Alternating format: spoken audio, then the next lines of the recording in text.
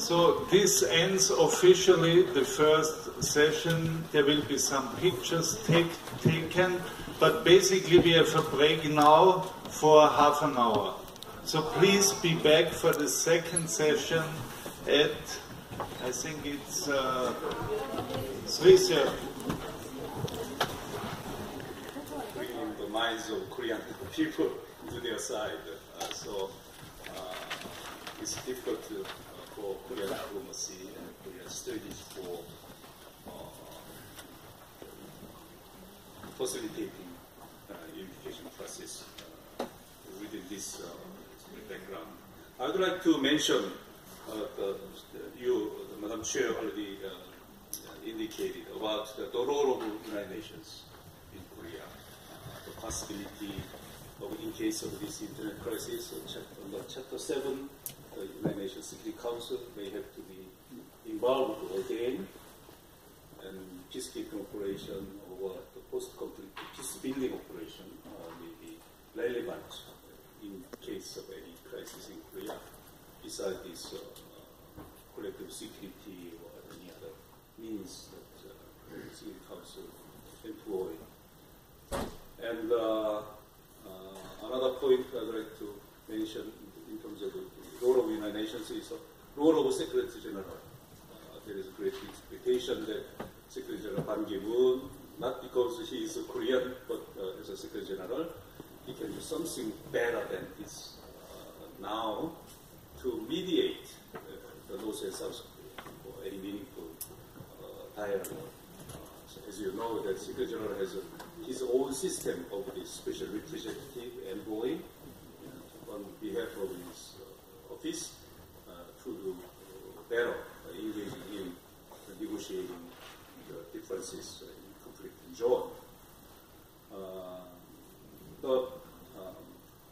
Another point is that the role of the UN Secretariat and UN offices.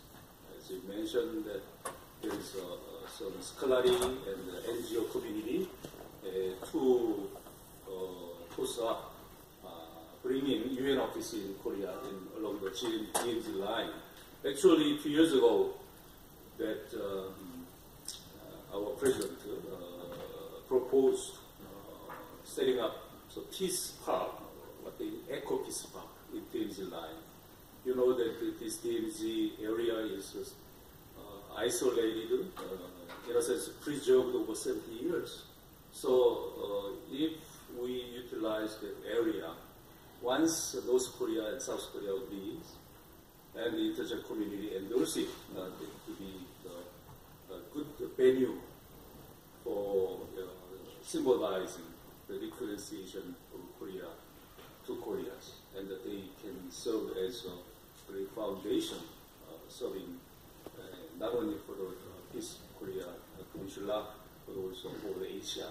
So I was involved with this kind of activities as a scholar. Yes, I will finish in 1 minute. But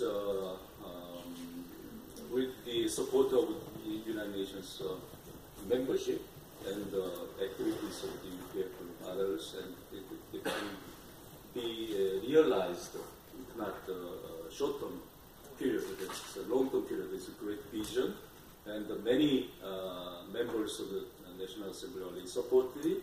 The scholarly community behind it. So it's a good idea. I'd like to support, and if there is any question regarding the feasibility of this project, I will be happy to answer. I will stop here. Then thank you very much.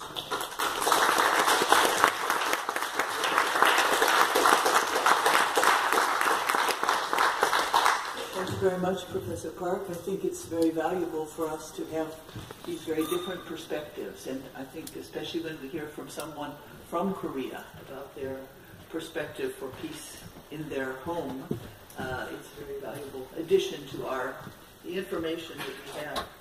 Our final speaker. All these things in the past few years, that you can just get rid of one man and this panoply of good things come in and everything's going to be all right. Well, it's not all right, because there are 1 million people in Libya waiting to get to Europe now because it didn't work getting rid of Colonel Gaddafi, because they didn't look at the pitfalls. Now, in the case of North Korea, you have you can say brainwashing, say whatever you want, but you have a society there that believes that a man has not yet landed on the moon. Believes the Beatles hasn't broken up. So you've got to actually change that mindset right round into something that works. It's doable, but you have to understand what exactly you're dealing with. Then there are the other issues, the real issues, like we heard about the nuclear weapons. What happens if the regime goes tomorrow, suddenly, like the Berlin Wall? Who takes control of those nuclear weapons? Where are they? They're quite close to the Chinese border. So what happens if China goes down and takes control of them?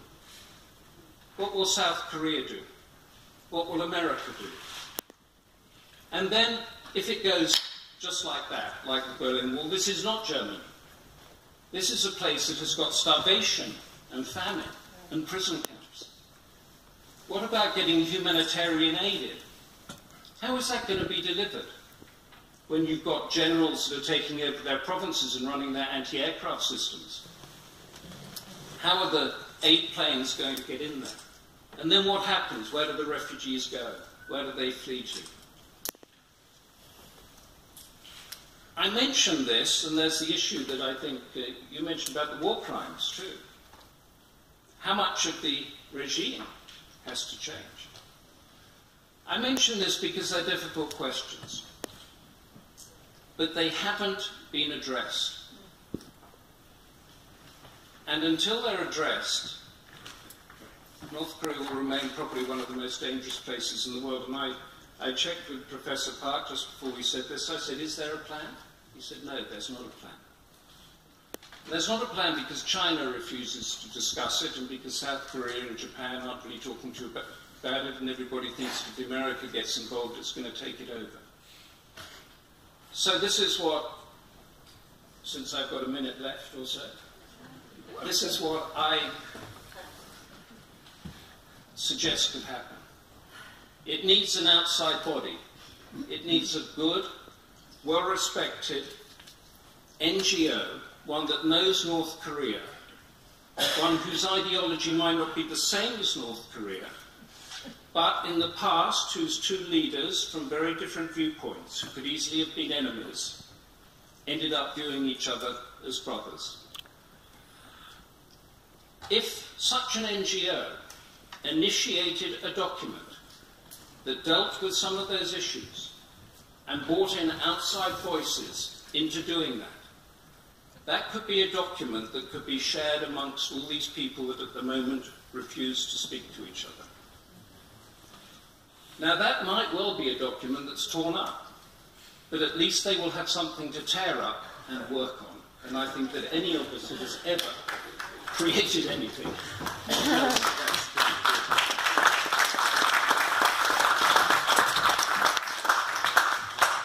I was just going to say one more thing, is that Mother Moon, when she was here, said that this is not a world at the moment of peace and stability. It is and can be a world of peace and stability if you actually identify what causes the war and instability. Thank you.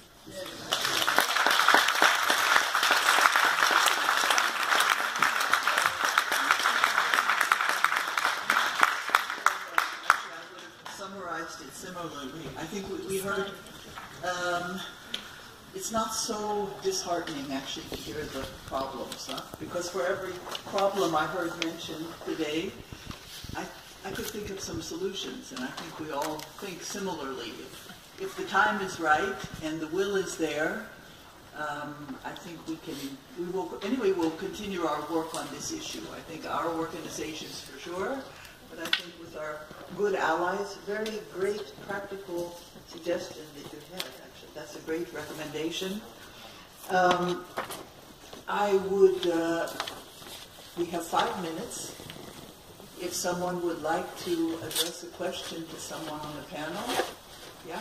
Yeah, but the topic, as we saw with the speech of Dr. Moon, the topic is much bigger than just the peace on the Korean Peninsula.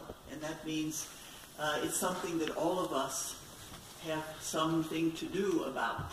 And that's why I also like very much these good citizens countries, peace cities. There are all kinds of levels of activities that we peace-loving people can do in our lives. And I think, and all these little pieces fit together actually to build up to some kind of critical point where something seeming very unlikely, like even though he said that, I think he anyway believes it because he called it a no-brainer. So don't let yourself be disconvinced of what you originally thought.